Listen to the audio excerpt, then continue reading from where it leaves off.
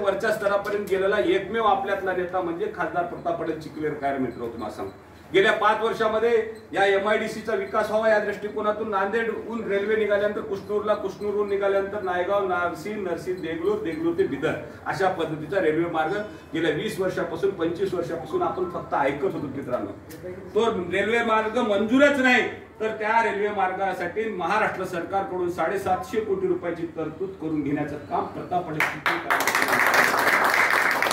नांदेडहून तिरुपतीला जाण्यासाठीच्या railway असतील, पुण्याला जाण्याची रेल्वे असेल, रस्त्याचा प्रश्न असेल, कितीतरी आता वजीरगावला जायचं म्हणलं तर कसा परिस्थिती होती त्या ठिकाणी हायवे नेण्याचं काम प्रताप पाटील चिखलीकरांनी केलं मित्रांनो. रस्त्याचं जाळ एवढ्या मोठ्या प्रमाणात नांदेड जिल्ह्यामध्ये या ठिकाणी प्रताप पाटील चिखलीकरांच्या माध्यमातून झाले. अनेक रस्त्याची कामं झालीत मित्रांनो. तुम्हाला सांगू इच्छितो त्या सगळ्या गोष्टीचाही आपल्याला विचार करावा लागणार आहे. मला माहित आहे महादेवाचं लग्न आहे, मला बी ताकबीडची सभा करून पुन्हा गंगनबीडला यायचं आहे, त्यामुळे मला खूप बोलायचं होतं. एवढे सगळे एवढ्या छोट्याखानी बैठकीला एवढे मोठे उपस्थित राहिल्यानंतर बोलणं तर अपेक्षित आहे. बोलणं नसलं तर तुमचं समाधान बी होणार नाही.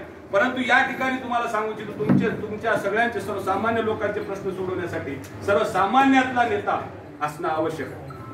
या ठिकाणी काँग्रेसचे उमेदवार आहेत, ते काँग्रेसचे उमेदवार मी जवळचा, आम्ही लई जवळचा अशा पद्धतीचा प्रचार करतायत मित्रांनो. तुम्हाला सांगू इच्छितो या ठिकाणी पूर्वी मुद्दा उल्लेखित झाला. या ठिकाणी कोलंबी उपसा सिंचन नावाने योजना होती, या ठिकाणी या मार्ग जाणार होती योजना. कॉलेजला पाणी पुरवठा व्हावा ह्या दृष्टिकोनातून त्यांनी त्या मार्गाने लोकांच्या शेतीचं पाणी पळवण्याचं काम नायगावकरांनी केलं मित्रांनो. तुम्हाला सांगतो अशा माणसाला आपण या ठिकाणी पंजाला मतदान करणार आहात का ह्याचाही विचार करण्याची ही निवडणूक आहे बंधू. त्या सगळ्या गोष्टीचा विचार करा. काँग्रेस तुम्हाला खरोखर वाटाले का राहुल